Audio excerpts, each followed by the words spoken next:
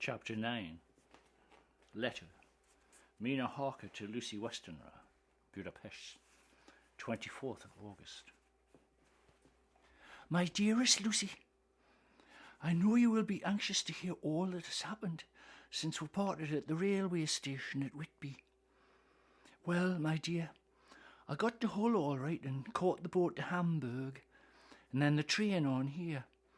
I feel I can hardly recall anything of the journey, except that I knew I was coming to Jonathan, and that, as I should have to do some nursing, I'd better get all the sleep I could.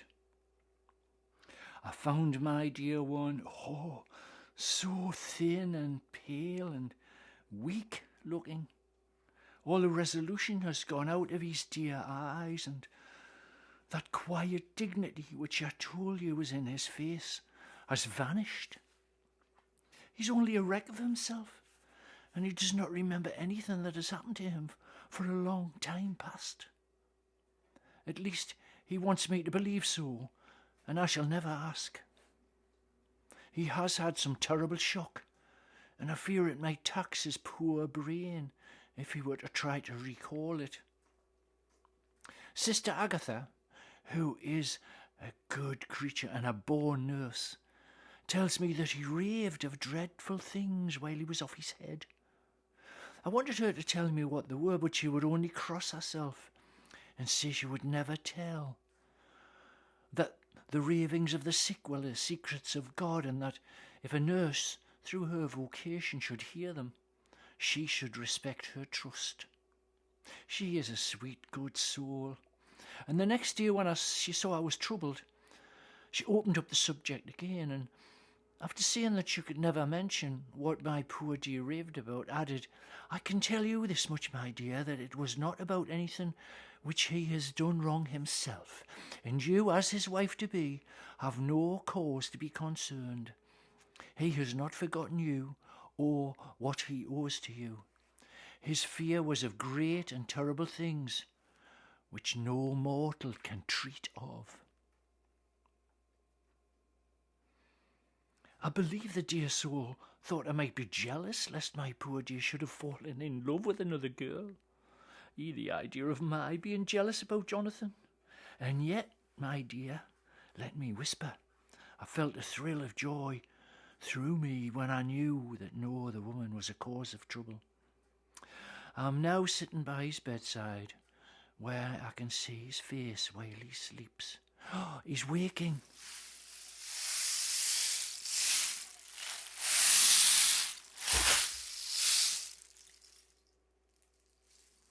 When he woke, he asked me for his coat, as he wanted to get something from the pocket.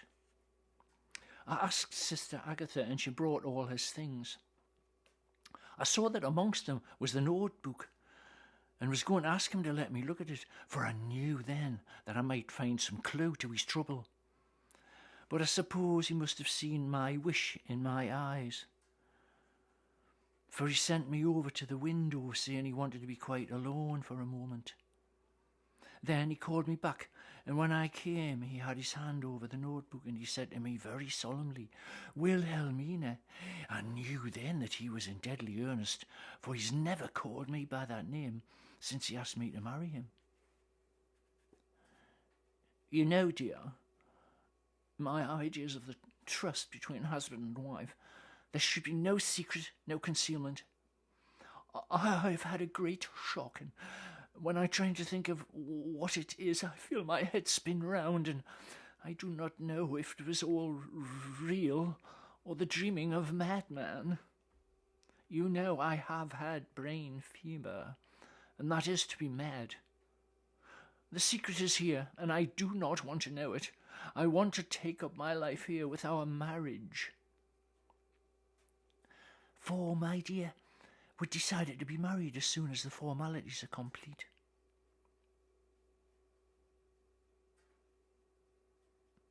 Are you willing, Wilhelmina, to share my ignorance? Here is the book. Take it, keep it, read it if you will, but never let me know. Unless, indeed, some solemn duty should come upon me to go back to the bitter hours, asleep or awake, sane or mad, recorded here. He fell back exhausted, and I put the book under his pillow and kissed him. I've asked Sister Agatha to beg the Superior to let our wedding be this afternoon, and I'm waiting for her reply. She has come and told me that the chaplain of the English Church Mission has been sent for. We are to be married in an hour, or as soon as Jonathan wakes.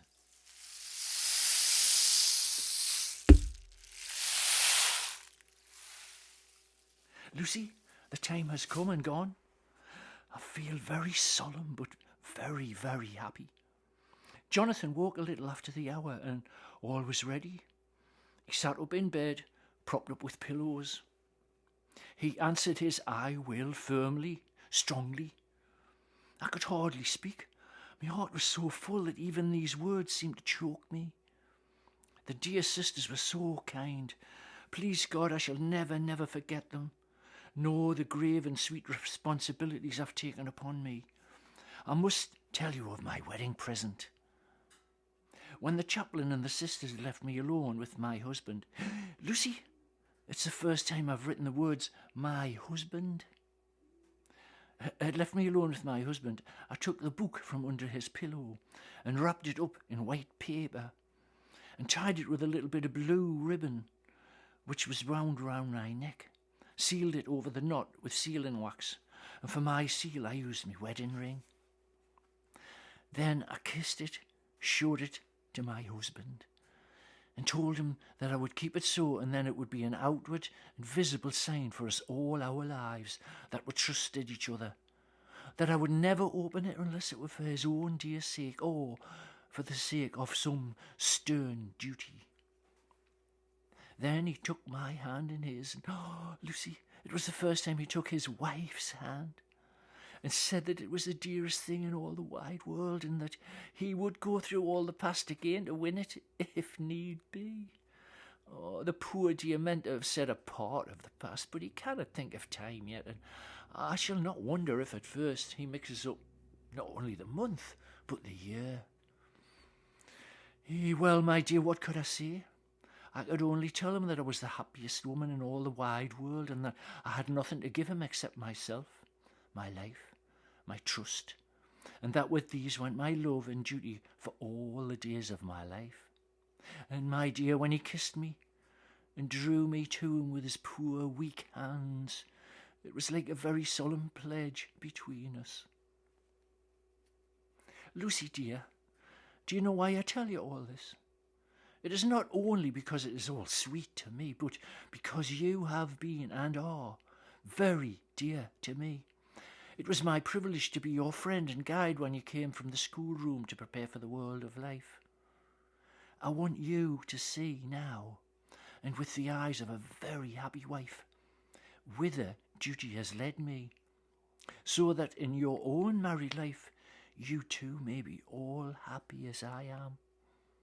My dear, please Almighty God, your life may be all it promises, a long day of sunshine, with no harsh wind, no forgetting duty, no distrust.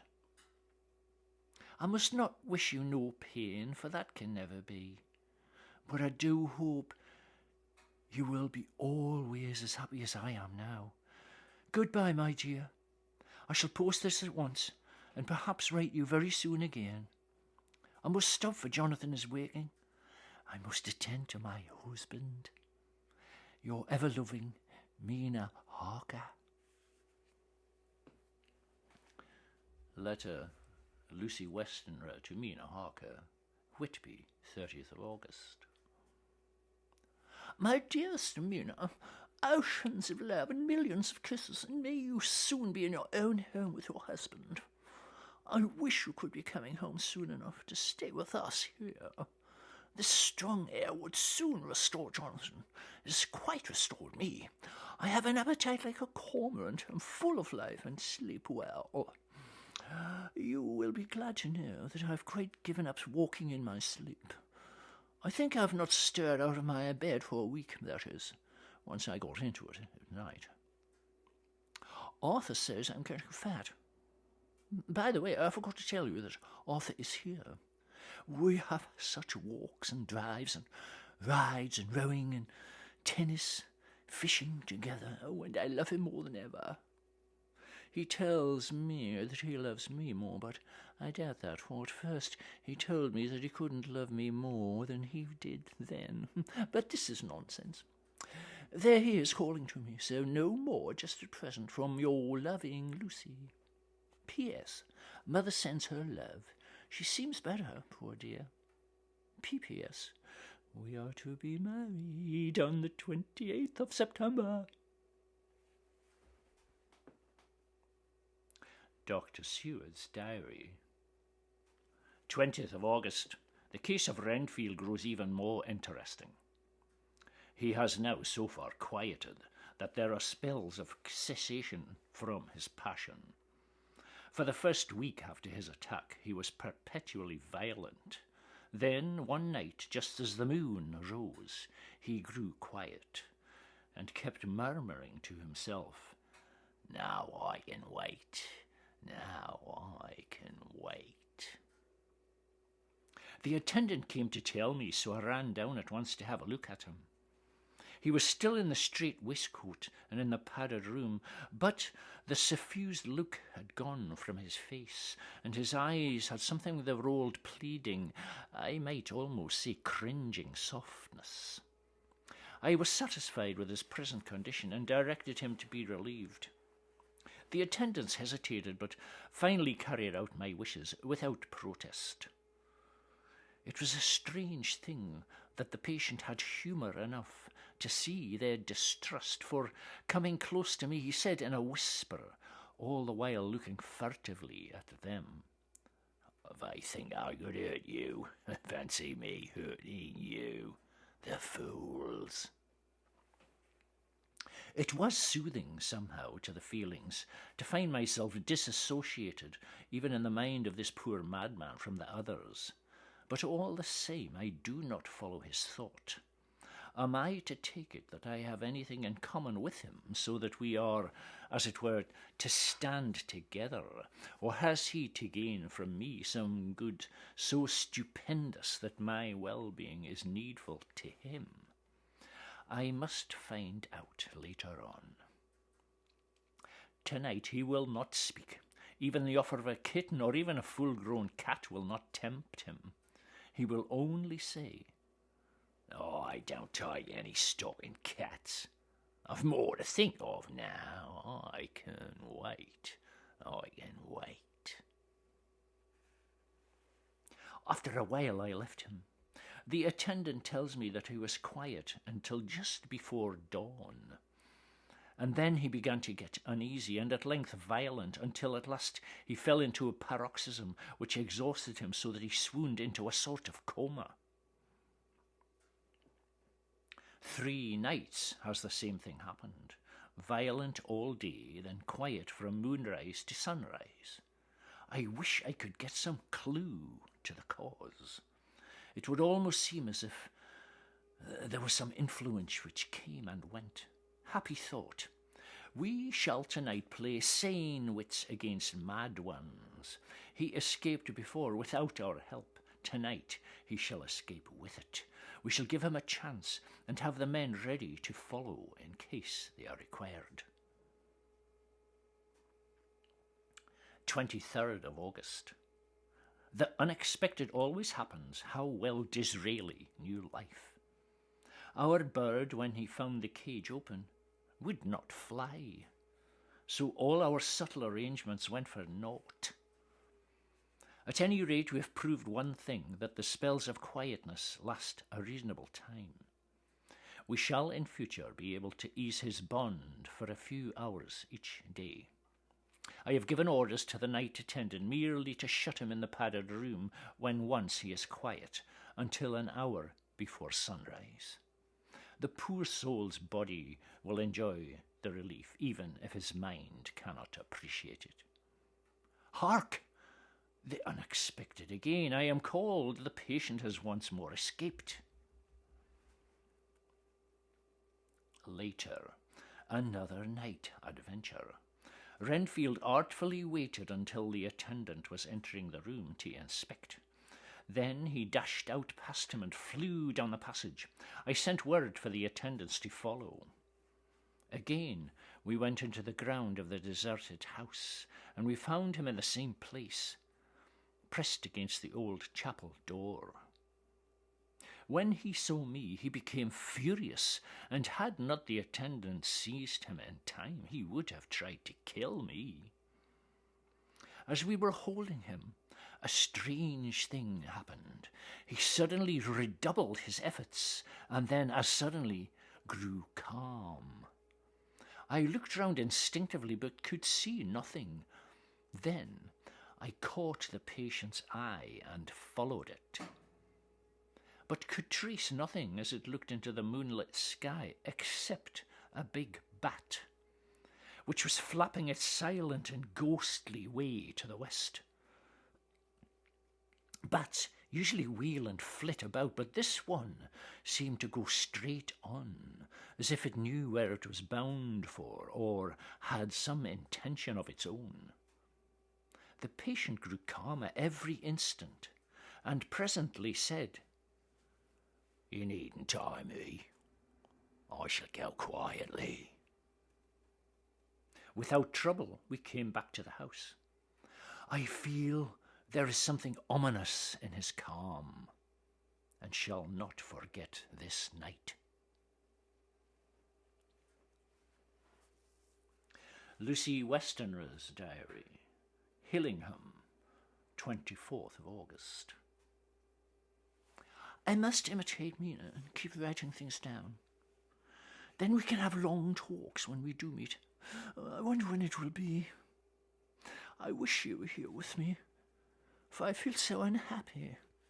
Last night I seemed to be dreaming again, just as I was at Whitby. Perhaps it is change of air, or getting home again.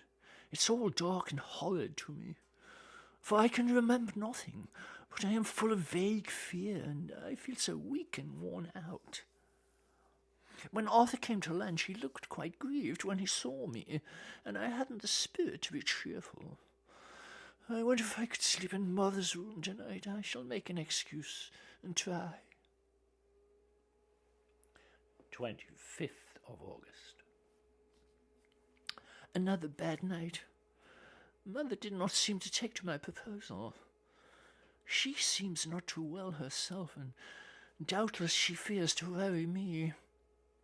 I tried to keep awake and succeeded for a while, but when the clock struck 12, it waked me from a doze, so I must have been falling asleep. There was a sort of scratching or flapping at the window, but I did not mind it, and as I remember no more, I suppose I must then have fallen asleep. More bad dreams. I wish I could remember them. This morning I am horribly weak, my face is ghastly pale, and my throat pains me. It must be something wrong with my lungs, for I don't seem ever to get enough air. I shall try to cheer up when Arthur comes, or else I know he will be miserable to see me so. Letter. Arthur Homewood to Dr. Seward, Albemarle Hotel, 31st of August.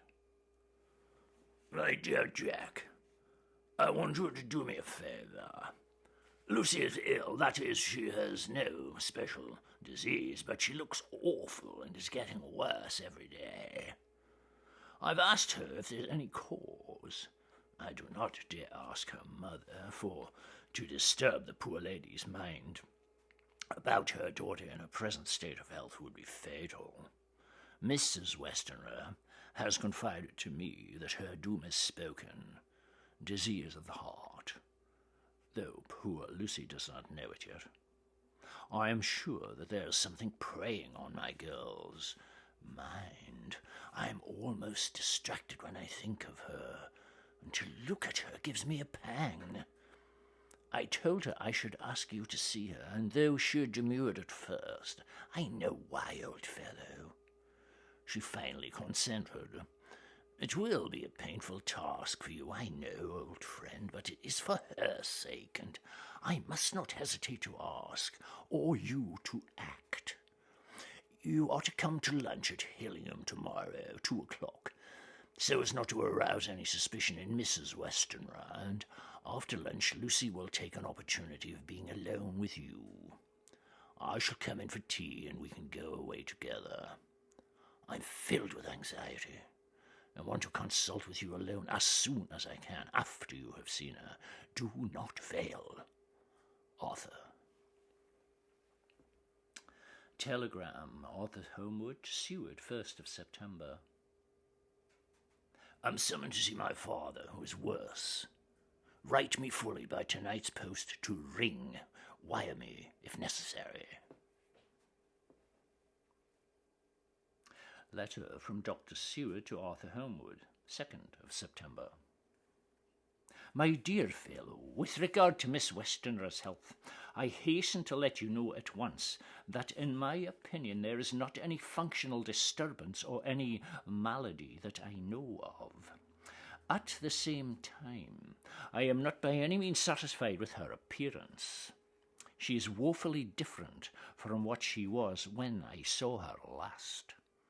Of course, you must bear in mind that I do not have full opportunity of examination, such as I should wish. Our very friendship makes a little difficulty, which not even medical science or custom can bridge over. I had better tell you exactly what happened, leaving you to draw, in a measure, your own conclusions. I shall then say what I have done and propose doing. I found Miss Westenra in seemingly gay spirits. Her mother was present, and in a few seconds I made up my mind that she was trying all she knew to mislead her mother and prevent her from being anxious.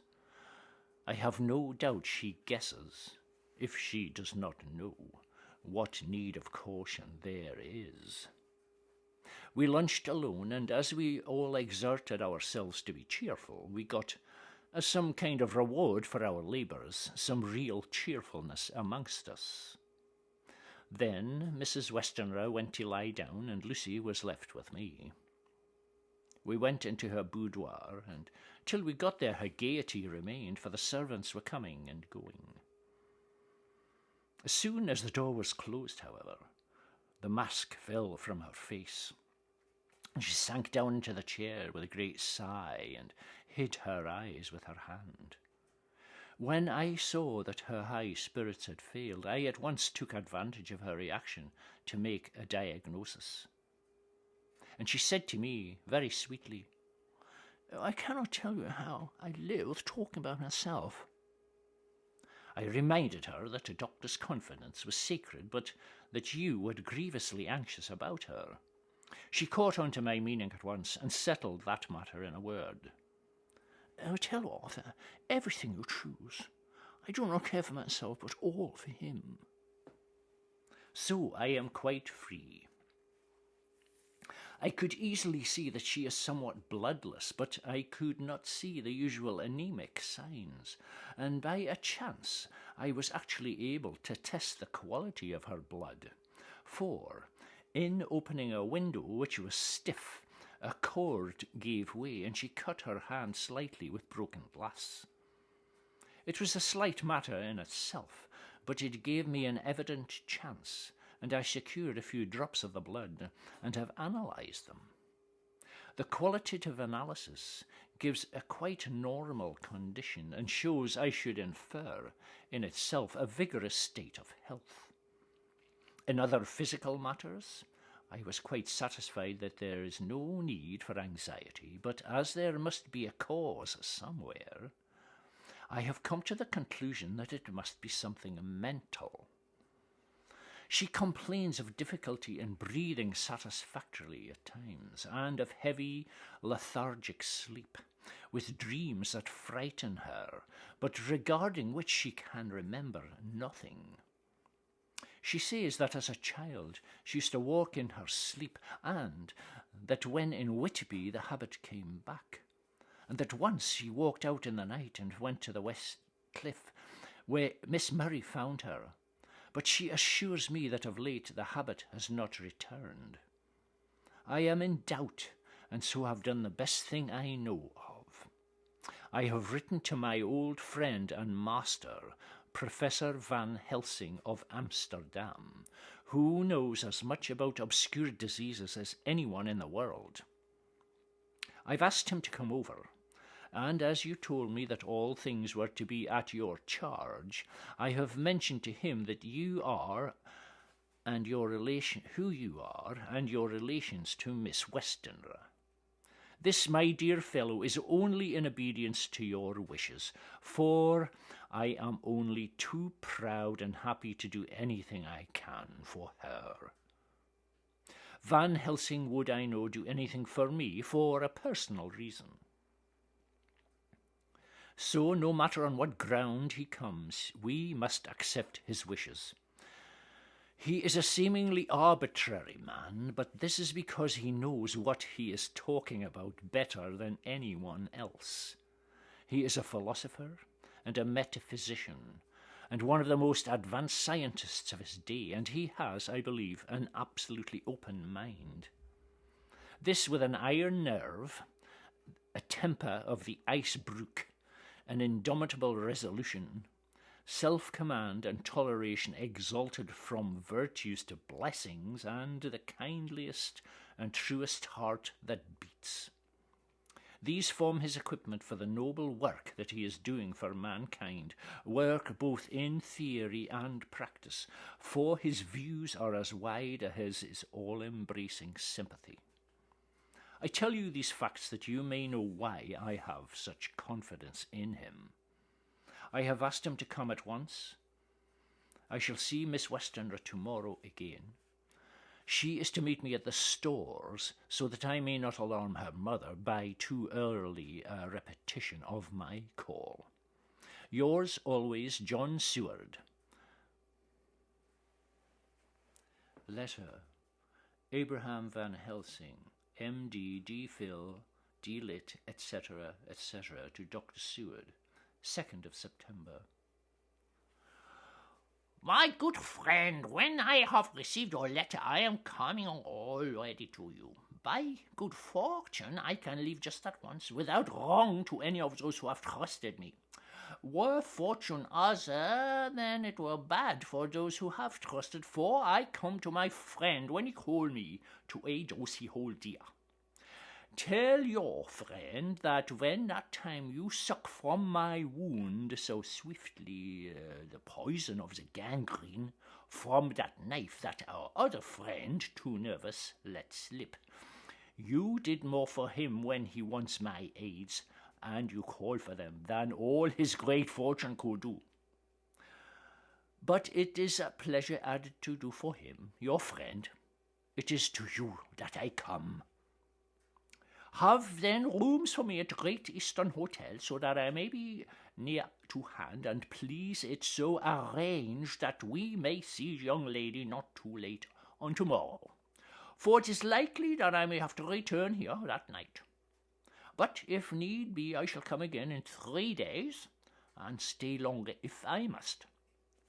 Till then, goodbye, my friend John Van Helsing.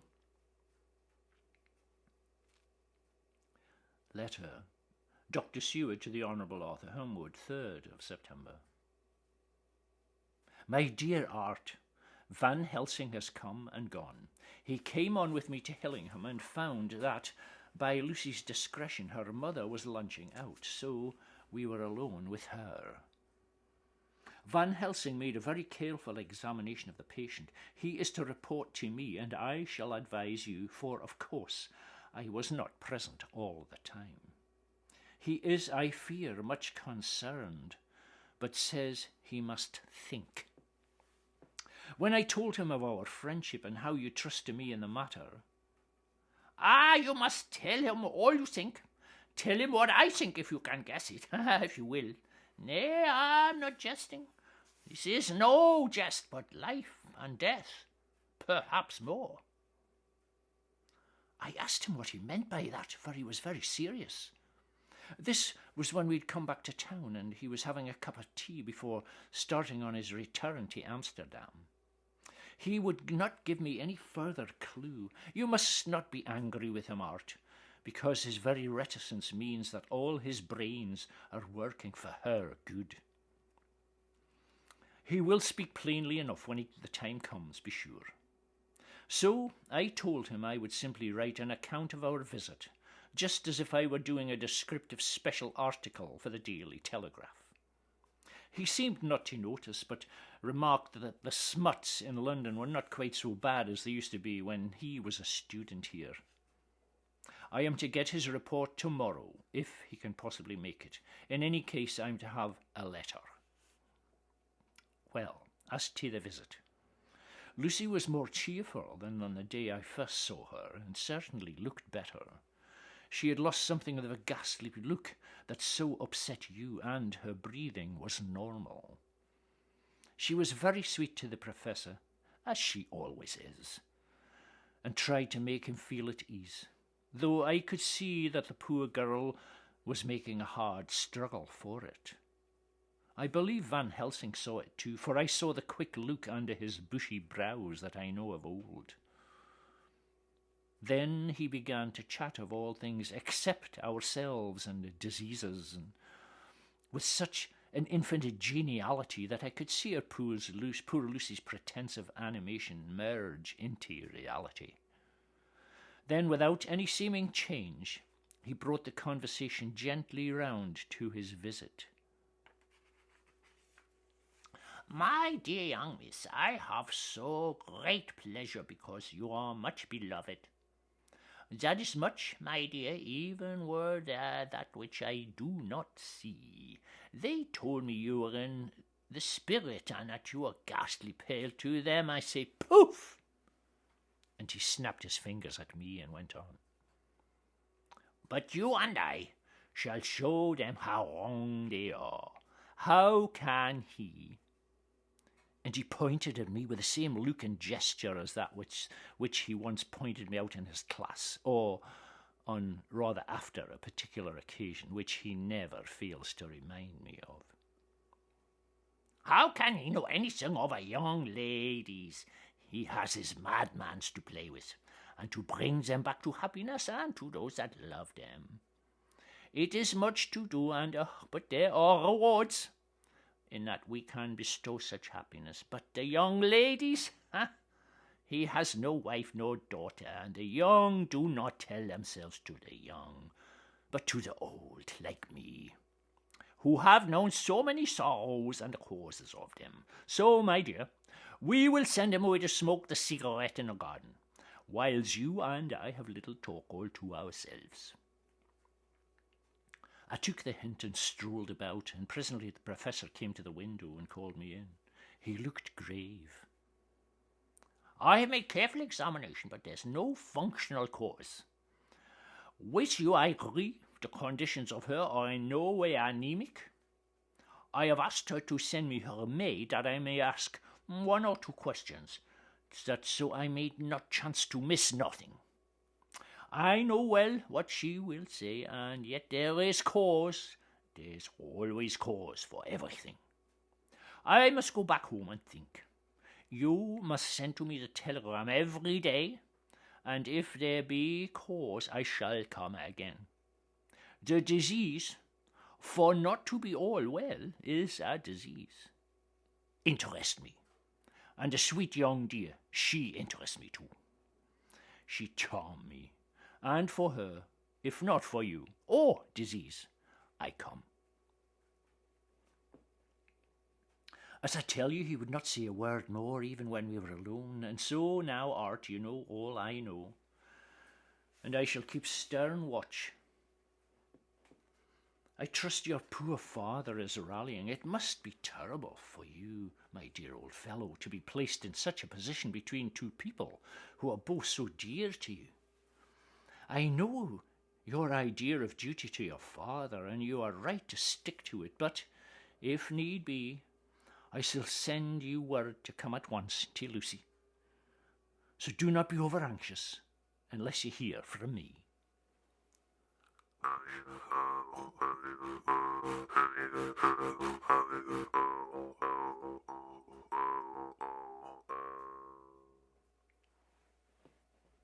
Dr. Seward's diary. 4th of September.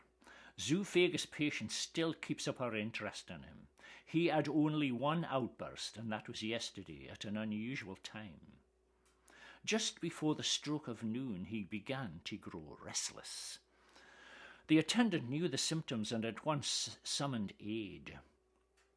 Fortunately, the men came at a run and were just in time, for at the stroke of noon he became so violent that it took all their strength to hold him. In about 5 minutes, however, he began to get more and more quiet, and finally sank into a sort of melancholy, in which state he has remained up to now.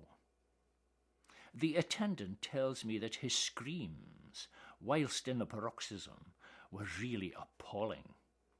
I found my hands full when I got in, attending to some of the other patients who were frightened by him. Indeed, I can quite understand the effect, for the sounds disturbed even me, though I was some distance away. It is now after the dinner hour in the asylum, and as yet my patient sits in a corner brooding, with a dull, sullen, woebegone look in his face, which seems rather to indicate than to show something directly. I cannot quite understand it. Later, another change in my patient. At 5 o'clock I looked in on him and found him seemingly as happy and contented as he used to be. He was catching flies and eating them, and was keeping note of his capture by marking nail marks on the edge of the door between the ridges of padding. When he saw me, he came over and apologized for his bad conduct, and asked me in a very humble, cringing way to be led back to his own room and to have his notebook again. I thought it well to humour him, so he is back in his room with the window open. He has the sugar of his tea spread out on the windowsill, and is reaping quite a harvest of flies. He is not now eating them, but putting them in a box as of old, and is already examining the corners of his room to find a spider. I tried to get him to talk about the past few days, for any clue to his thoughts would be of immense help to me, but he would not rise. For a moment or two he looked very sad, and said in a sort of far-away voice, as though saying it rather to himself than to me, "All over, all over. He has deserted me. No hope for me now, unless I do for myself." And then suddenly turning to me in a resolute way, "Doctor, won't you be very good to me and let me have a little more sugar? I think it would be good for me." "And the flies?" "Yeah, the flies like you too, and I like the flies, therefore I like it." And there are people who know so little as to think that madmen do not argue. I procured him a double supply, and left him as happy a man as, I suppose, any in the world. I wish I could fathom his mind. Midnight. Another change in him. I had been to see Miss Westenra, whom I found much better, and had just returned, and was standing at our own gate looking at the sunset, when once more I heard him yelling. As his room is on this side of the house, I could hear it better than in the morning.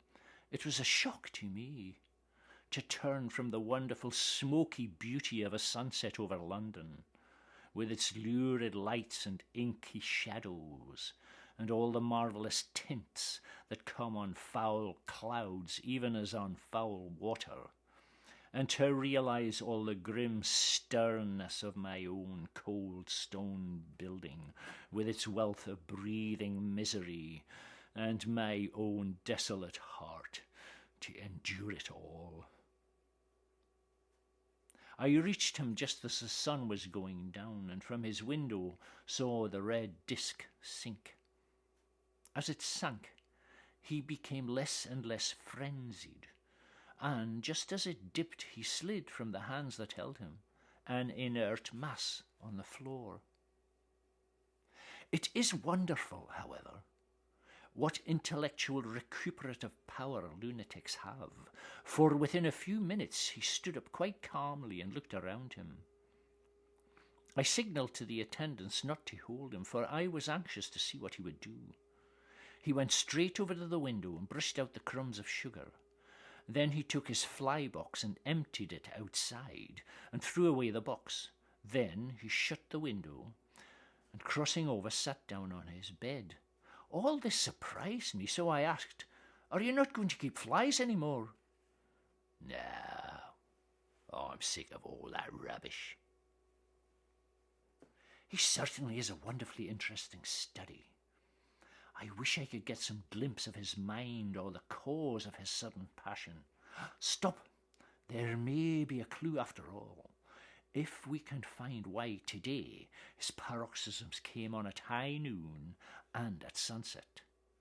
Can it be that there is a malign influence of the sun at periods which affects certain natures, as at times the moon does others? We shall see. Telegram, Seward, London, to Van Helsing, Amsterdam, 4th of September. Patient still better today. Telegram, Seward, London, to Van Helsing, Amsterdam, 5th of September. Patient greatly improved, good appetite, sleeps naturally, good spirits, colour coming back. Telegram, Seward, London, to Van Helsing, Amsterdam, 6th of September. Terrible change for the worse. Come at once. Do not lose an hour. I hold over telegram to Homewood till have seen you.